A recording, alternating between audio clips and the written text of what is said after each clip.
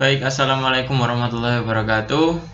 Perkenalkan, nama saya Nur Said dengan NIM 2204311000076 dari Teknik Elektro 1C.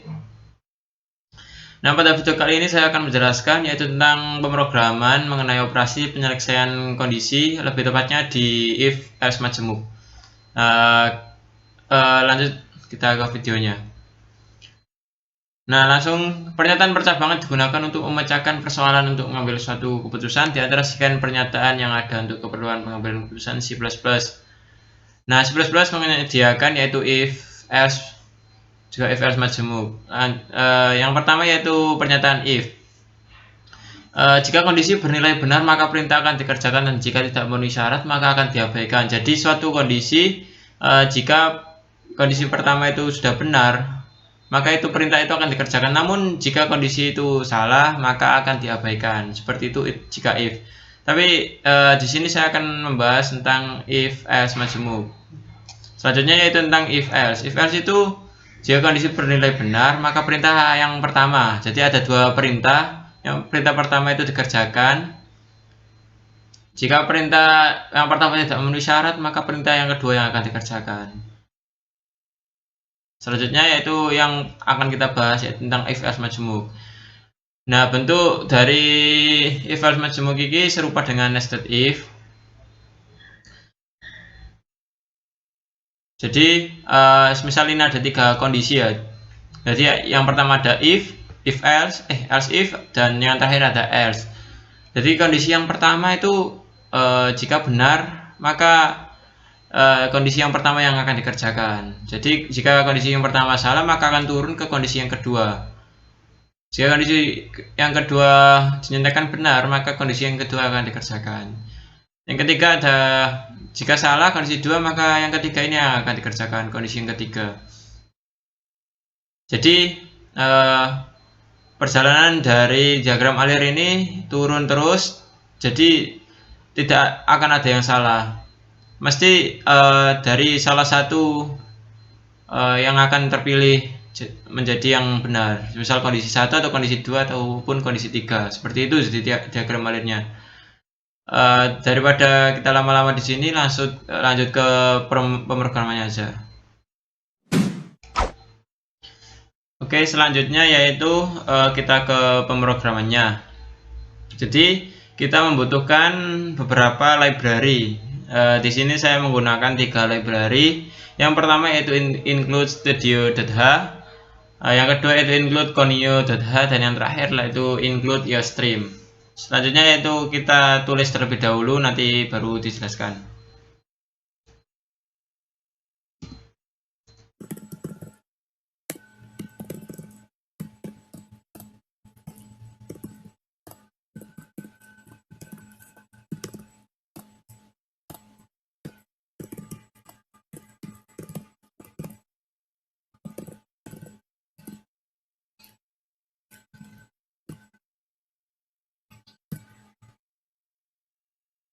Jadi yang pertama kita menggunakan yaitu include studio.h ini untuk library input output.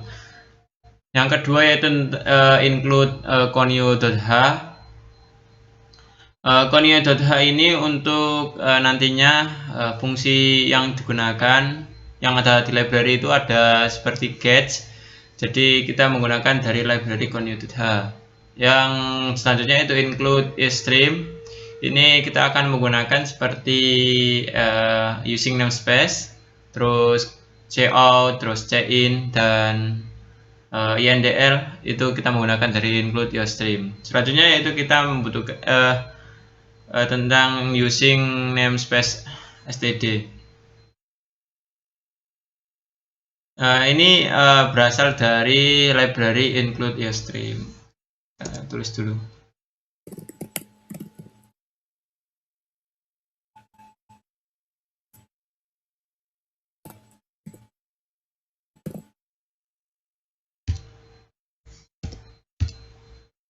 Jadi gunanya using namespace std ini kita perintah ini digunakan untuk deklarasi ya. Jadi memberitahukan kepada compiler untuk kita menggunakan fungsinya seperti fungsi cout, cin, indl, dan masih banyak lagi. String juga termasuk. Selanjutnya yaitu kita tulis main.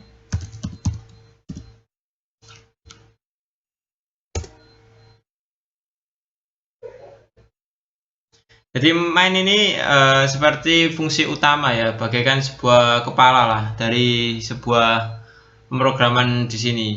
Jadi ini seperti kode yang akan dieksekusi oleh programnya nantinya.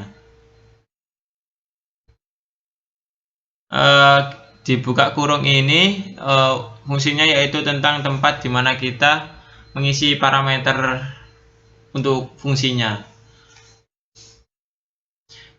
Lanjut kita tulis.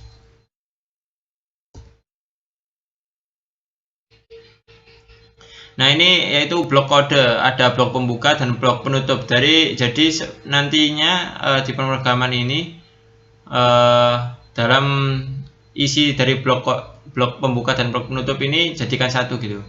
Jadi gunanya untuk menjadikan satu dari sebuah pemrograman. Yang pertama isinya ada float. Kita tulis dulu.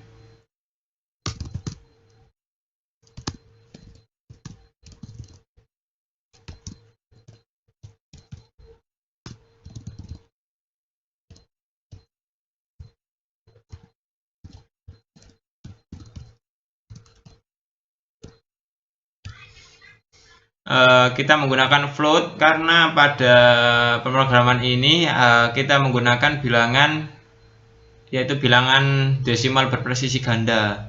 Jadi bukan hanya bilangan bulat. Kita juga menggunakan yaitu beberapa variabel. Yang pertama ada variabel pendapatan, jasa, komisi, dan total. Di sini sama dengan 0 karena dimulai dari awal ya. Selanjutnya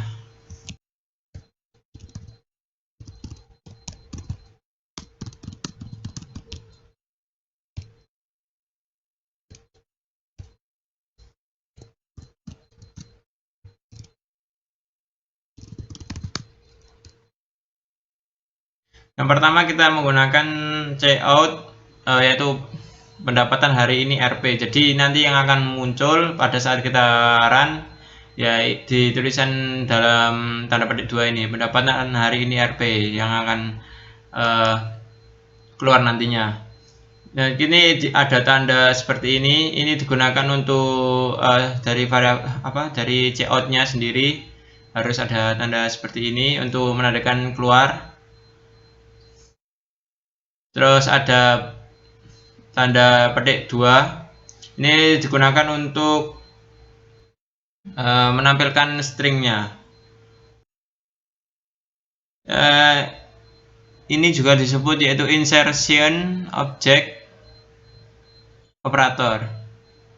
Selanjutnya yaitu tentang cin. Cin ini masuk, jadi tandanya seperti ini. Ini disebut yaitu extraction operator.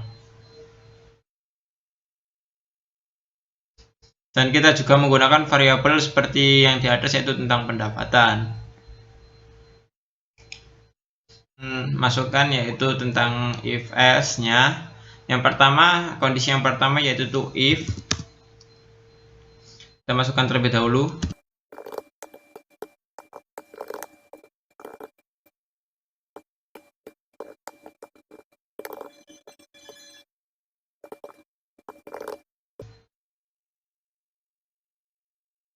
Nah, kondisi yang pertama yaitu jika pendapatannya lebih dari sama dengan 0 dan rentangnya itu sampai lebih kurang dari sama dengan 200.000. Nah, ini kondisi jika seperti ini nanti yang kita masukkan, maka mendapatkan jasa sebesar 10.000 dan komisi 0,1 dari pendapatan yang kita masukkan nanti. Ini kondisi yang pertama. Digunakan ada blok kode ini untuk menandakan ini dimiliki oleh kondisi if. Kondisi yang pertama. Selanjutnya yaitu kondisi yang kedua.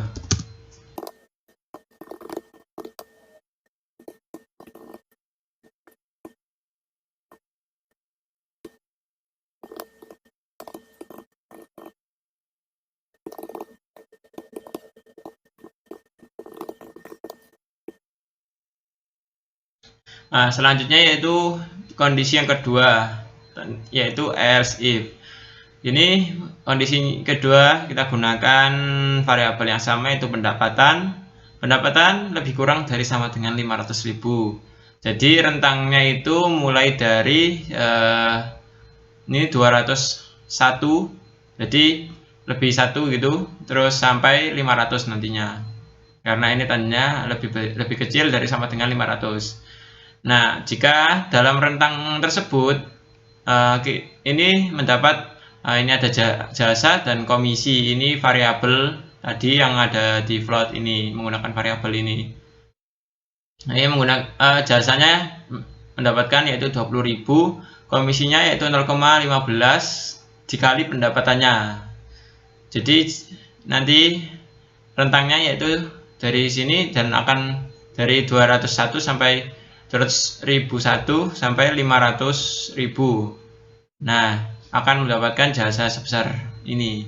Ini kondisi yang kedua. Jika yang kondisi nantinya yang kedua, yang pertama salah, terus turun yang kedua ini. Selanjutnya yaitu kondisi yang ketiga.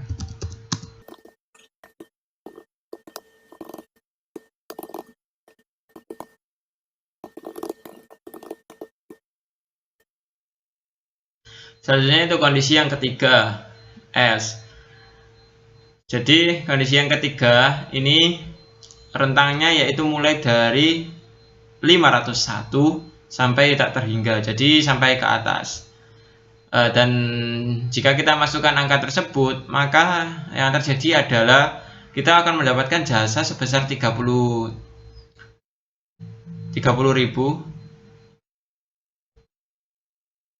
Maafin nolnya salah. 30.000 dan komisi sebesar 0,2 dikali dengan pendapatannya.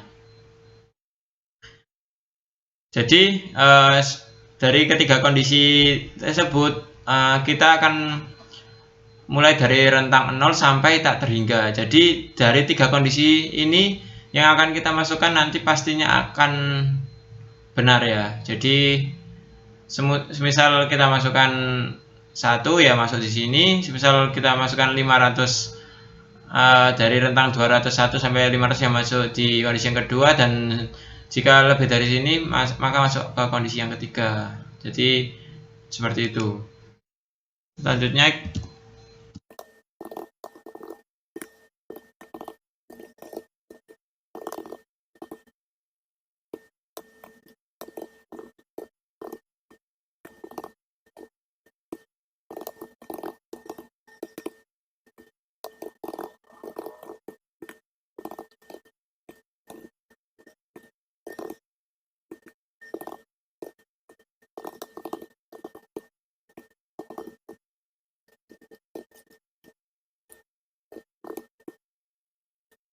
selanjutnya yaitu rumus akan digunakan yaitu totalnya ya. Jadi total nanti yang akan kita dapat yaitu komisi plus jasa. Jadi nanti dari tiga kondisi yang kita akan seleksi tadi, nanti komisi dan jasanya akan kita jumlahkan. Dan yang keluar pada saat dirun nanti yaitu C-out ini yang pertama, C-out uang jasa dan uang komisi. Nah, nanti ini terus ada ini jasa komisi, ini variabel yang ada tadi, variabel yang ini variabel jasa dan komisi. Total ini juga variabel yang digunakan tadi. Tentunya itu C-out dan yang terakhir ada hasil totalnya ini. Jadi nanti akan keluar di sini uang jasanya berapa, uang komisinya berapa, dan akan dijumlahkan di sini. Dan yang terakhir kita menggunakan get untuk mengakhiri dari sebuah pemrograman dan bernilai benar.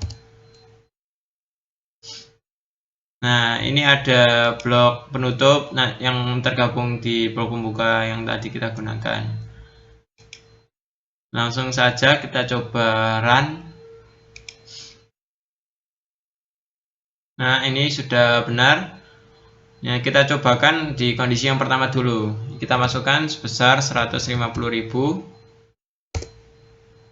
Nah, tadi kan ada uang jasanya sebesar 10.000. Nah, komisinya tadi kan berapa tadi? 0,1. Nah, 0,1 dari 150.000 adalah 15.000. Jadi, total yang akan kita dapatkan dari ini tadi yaitu 25.000. Kita cek ya di pemrograman tadi. Nah, ini pemrogramannya ini dapat 10.000 dan 0,1 kali pendapatannya.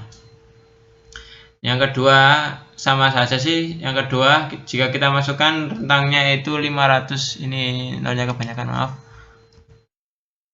500.000 dari 200.000 ini nolnya juga kebanyakan. 500.000 dan 200.000 ini maka akan terseleksi seperti ini. Kita coba aja, semisal 200.000, 250, 150.000. Nah, yang akan kita dapatkan yaitu jasanya 20.000 dan uang komisinya itu 37.500. Ini sama halnya karena komisinya tadi yaitu 0,15 dikali dengan pendapatannya. Yang terakhir yaitu kita coba juga jika pendapatannya lebih dari 500 ya, misal kita 550.000. Oke. Nah, ini akan mendapatkan uang jasanya sebesar 30.000, uang komisinya yaitu berapa ini? 110.000. Yaitu uang komisi dari 0,2% 0,2 kali pendapatannya. Jadi seperti itu untuk dari if else majemuk sendiri. Nah, jika kita ingin memasukkan jasa yang berbeda, kita masukkan di pemrograman else if-nya. Jadi tinggal kita taruh rentangnya, terus jasanya berapa, seperti itu. Sekian yang dapat saya sampaikan tentang if else majemuk. Semoga bermanfaat. Oke, selanjutnya yaitu kita akan menjelaskan tentang materi switch case. Nah, sebenarnya switch case ini kegunaannya hampir sama dengan if else majemuk tadi. Tetapi penggunaannya ini untuk memeriksa data ya, untuk yang bertipenya karakter ataupun integer. Jadi berupa kalimat atau kata ataupun angka juga. Bentuk penulisannya seperti di kotak ini. Ada case, nanti ada case, beberapa case, terserah itu kita mau beberapa yang akan kita masukkan. Terus yang terakhir pastinya ada default. Default ini untuk semisal tidak ada ketentuan dalam case yang kita masukkan. Terus dalam case tersebut pasti ada yang namanya break. Break ini untuk menunjukkan perintah pada case, misal case yang pertama dikasih break. Jadi case yang pertama ini akan keluar setelah ada break ini.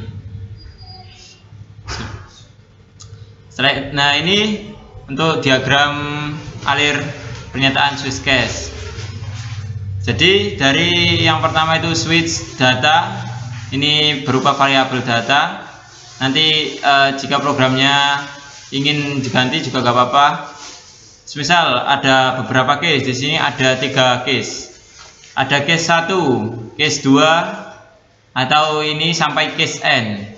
Nah, jika case 1 bernilai benar, maka blok yang pertama atau case 1 yang akan menjadi statement. Jadi misal ada case 1 terus ya itu bernilai benar, maka yang akan muncul ini block statement 1 ini. Jadi dari case 1 block statement 1 yang akan muncul. Misal case 1 yang salah, maka case 2 yang akan dikerjakan.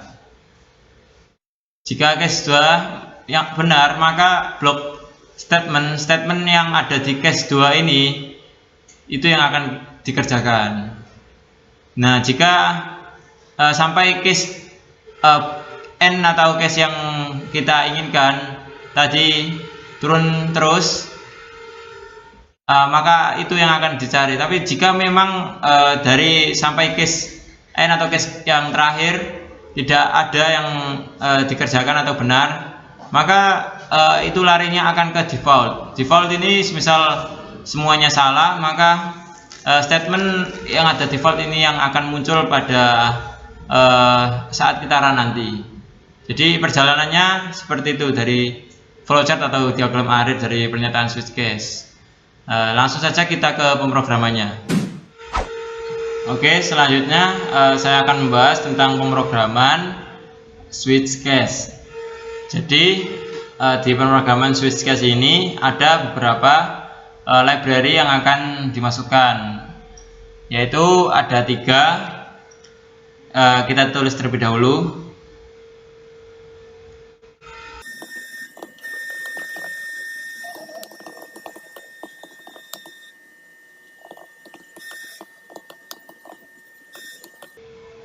Nah, jadi di dalam pemrograman switch case ini ada beberapa library yang saya butuhkan untuk menjalankan programnya. Dari ada include stdio.h, conio.h, dan iostream. Dalam stdio.h ini untuk standar input output dari pemrogramannya. Sedangkan untuk conio.h ini kita membutuhkan untuk ada isi dari library conio.h seperti get yang akan dibutuhkan di pemrogramannya, dan ada iostream. Di sini dalam iostream saya membutuhkan using namespace, terus ada cout, cin, dan indl dan lain sebagainya. Selanjutnya kita tulis terlebih dahulu baru dijelaskan lagi.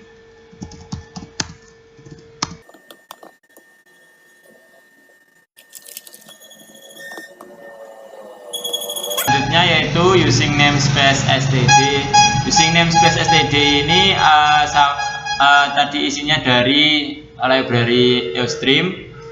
Jadi gunanya untuk mendeklarasikan suatu perintah pada pemrogramannya. Dan untuk main sendiri ini adalah blok kode untuk sebuah kepala lah, intinya sebuah kepala dari sebuah pemrograman. Jadi main ini fungsinya seperti itu. Ada buka kurung tutup kurung, ini untuk meletakkan parameter dari fungsinya. Terus ini ada ini untuk blok kode, namanya blok kode, dan yang ini blok pembuka, dan yang ini blok penutup. Untuk dari satu pemrograman ini kita harus ada blok untuk membuka dan blok untuk menutup, jadi untuk menjadikan satu seperti itu. Selanjutnya yaitu saya akan ketik dulu.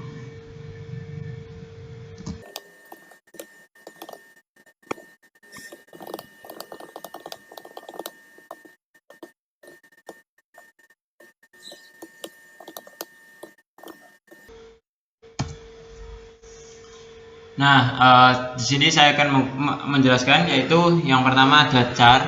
Char di sini berarti karakter.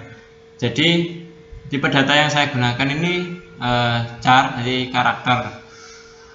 Seperti A, B, C itu karakter, termasuk karakter. Terus kode ini termasuk, yaitu variabel yang saya gunakan. Jadi selanjutnya itu cout. Cout untuk menampilkan waktu kita run nanti, yang tampil yang ada di cout ini, yaitu masukkan kode barang yang diinginkan, A sampai C. Jadi itu yang akan masuk saat kita run nantinya. Tanda ini digunakan pada cout yang artinya yaitu intersection operator. Yang ini itu exertion operator. Jadi masuk dan keluar. Selanjutnya saya akan tulis terlebih.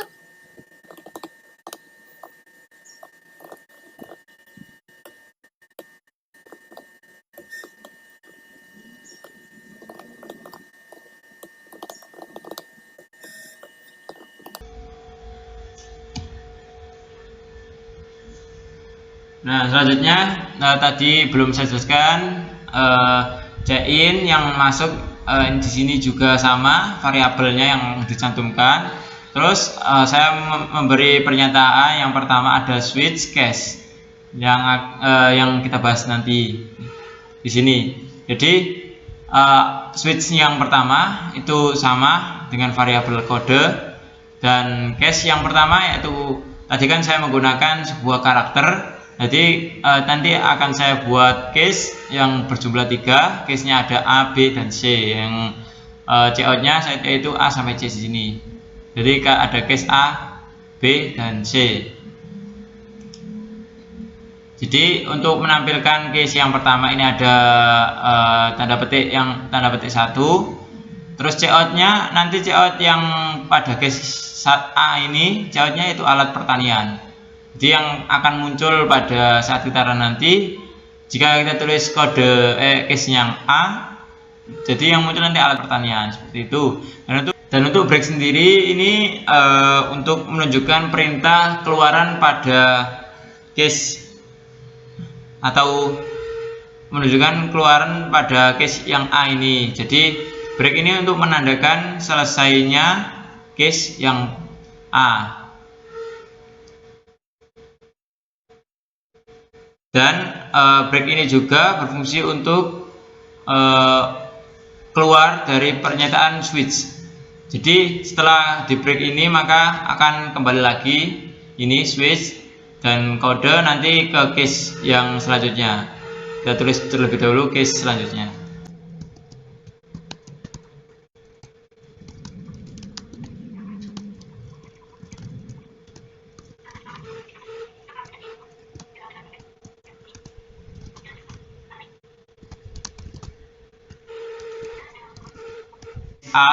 Selanjutnya saya ini kan tadi sudah bilang ada 3 case yang saya gunakan, ada case A, B, dan C.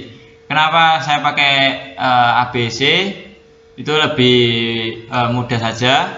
Tapi jika ingin menggunakan 1, 2, 3 juga bisa. Tapi di sini menggunakan tipe integer. Karena saya menggunakan tipe char, jadi yang saya gunakan ini karakter A, B, C. Terus jika kita tadi sudah break di case AA, misal kita tulis A nanti akan muncul alat pertanian. Nah, misal tulis kita dimasukkan waktu cout-nya nanti kita tulis B, masukkan kode tadi B, maka cout yang keluar ada alat elektronik.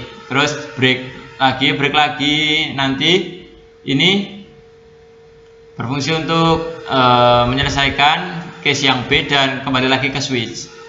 Jadi untuk keluar dari case B dan kembali lagi gitu. Terus case yang C sama seperti A, B tadi, tapi yang C ini cout-nya nanti alat masak. Jadi yang keluar nanti alat masak seperti itu. Juga ada kata break untuk mengakhiri atau selesai di sini dan kembali lagi gitu. Jadi keluar ininya. Selanjutnya kita ketik terlebih dahulu.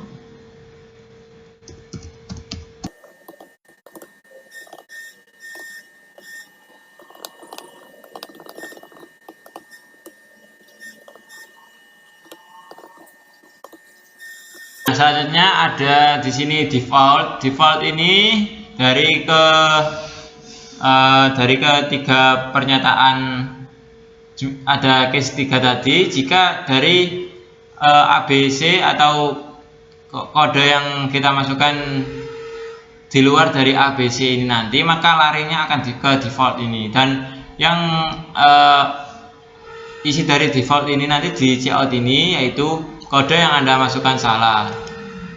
Jadi nanti misal kita tulis D pada saat kita run, maka larinya ke default ini yaitu kode yang Anda masukkan salah, dan diakhiri dengan break untuk kembali ke switch. Selanjutnya kita akhiri.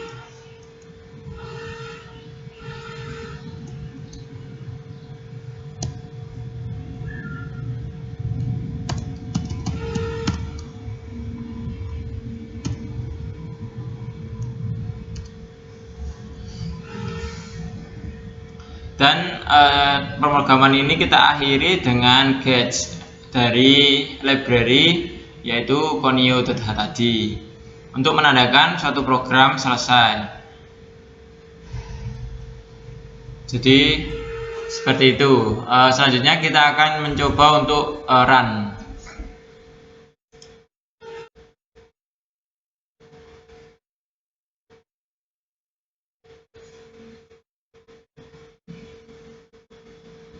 Nah, sesuai yang saya jelaskan tadi, jadi cout yang keluar tadi yaitu masukkan kode barang yang diinginkan dari pilihannya hanya A, B, C. Jadi A sampai C di sini pilihannya. Misal kita coba ya, kita A. Kita masukkan A. Nah, yang keluar itu akan muncul alat pertanian. Jadi seperti itu. Misal, nah ini selesai. Kita coba lagi. Nah, jadi cout yang keluar tadi dari sini masukkan kode barang yang diinginkan. Nah, yang keluar kan tadi saya pilih A, maka yang keluar itu adalah alat pertanian. Nah, misal kita B, nanti keluarnya alat elektronik, dan C itu alat masak. Tapi misal kita pilih dari luar A, B, C tadi, kita coba. Misal kita pakai huruf K di sini, kan tidak sesuai dari A sampai C. Nah, yang keluar tadi nantinya adalah kode yang Anda masukkan salah. Jadi tidak sesuai dari yang diinginkan dari program ini tadi, yang hanya pilihannya dari A sampai C. Jadi gunanya switch case tadinya, nah, itu adalah untuk menyeleksi kondisi yang kita inginkan. Jadi seperti itu. Jadi pilihannya hanya kode yang dimasukkan, terus jika dari kode yang kita masukkan tidak terpilih atau di luar dari kode tersebut, maka default yang akan dikerjakan, atau kode yang Anda masukkan salah ini kan masuk di default ini. Seperti itu dari pemrograman switch case, kurang lebihnya mohon maaf. Selanjutnya kita akan beralih ke pemrograman yang lain. Terima kasih. Baik, selanjutnya saya akan menjelaskan tentang program nested for. Jadi pernyataan nested for ini berfungsi untuk melakukan perulangan di dalam perulangan. Jadi bukan hanya satu for saja, tapi for di dalam for.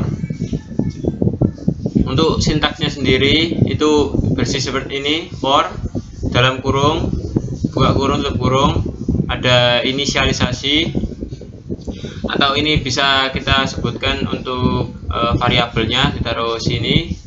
Terus syarat pengulangannya ini bisa suatu kondisi juga, dan ininya nanti diisi incrementnya. Jadi itu untuk for yang pertama. Dan yang kedua ini for di dalam for-nya, atau for di dalam, ini for yang terluar juga sama isinya seperti itu. Jadi dalam penggunaan nested for ini, perulangan yang di dalam ini yang akan dihitung hingga selesai, kemudian perulangan yang di luar baru diselesaikan.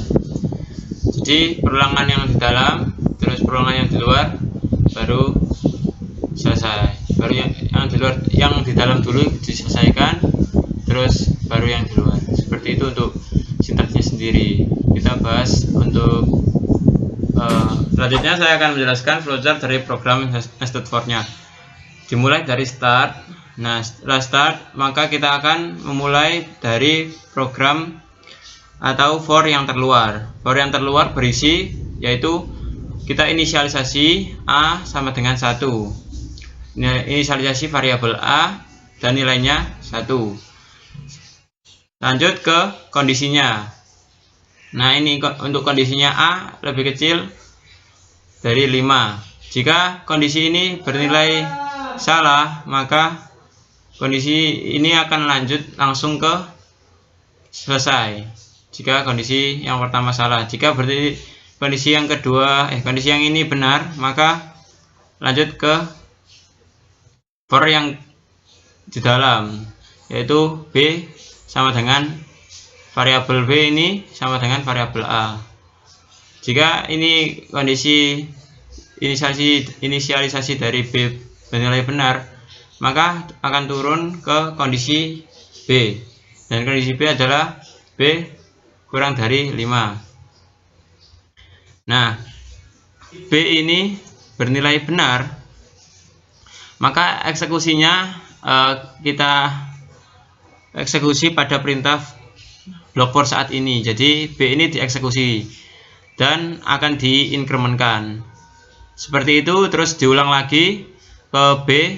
Jadi B tadi kan kurang dari 5, jadi diulang lagi sampai bernilai salah. Jika bernilai salah, arahnya akan ke increment di A.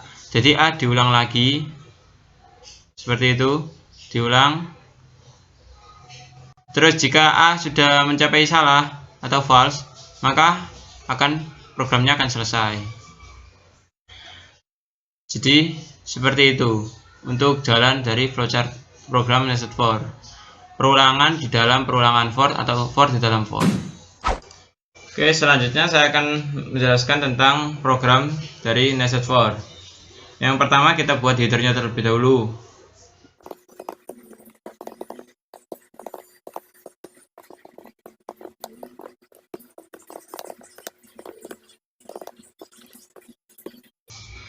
Oke, di sini saya menggunakan beberapa library atau header seperti ini.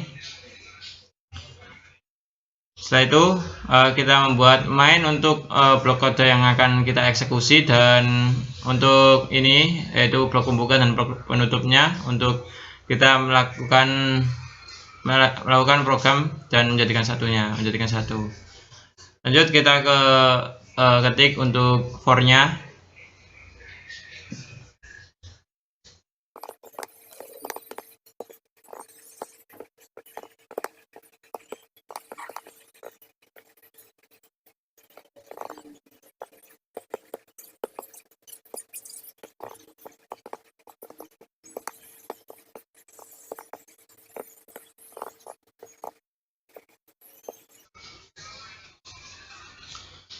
Oke, selanjutnya yaitu for. Saya membuat di sini ada tipe data integer, dan untuk variabelnya saya menggunakan A dan B. Nah, ini untuk for yang di luar yang akan dikerjakan terlebih dahulu oleh programnya, yaitu dengan variabel A dan nilai awalnya yaitu 1. Setelah itu di sini ada yang namanya kondisi A ini bernilai kurang dari sama dengan 5, dan di sini A diinkrementkan atau A diulang lagi sampai A bernilai salah atau false. Selanjutnya di sini di dalam for yang di luar ada blok membuka lagi dan blok penutup untuk for yang ada di dalam. Dan di sini gunanya printf untuk menampilkan ini n untuk memberi space. Jadi untuk menampilkan space antara for hasil dari program for nantinya. Dan ini for yang ada di dalam. For yang ada di dalam ini yang akan dikerjakan setelah for yang di luar. Jadi for yang di dalam ini juga sama isinya, yaitu variabel B, nilai awalnya yaitu A. Jadi variabel B ini sama dengan A di sini. Jadi untuk selanjutnya kondisinya B ini bernilai kurang dari sama dengan 5. Jadi ada dua kondisi A dan kondisi B, dan B juga diinkrementkan. Untuk cout-nya di sini yang di cout yang akan ditampilkan nanti dari cout-nya A. Jadi untuk programnya nanti dimulai dari 1 dan akan diulang terlebih dahulu. Setelah itu setelah diinkrementkan sampai bernilai false, nanti akan lanjut ke for yang ada di dalam, dan for yang ada di dalam nanti mengulang 1, terus setelah itu turun, jika salah maka turun dan lanjut terus sampai nanti B bernilai kurang dari sama dengan 5. Setelah itu kita tutup dengan get.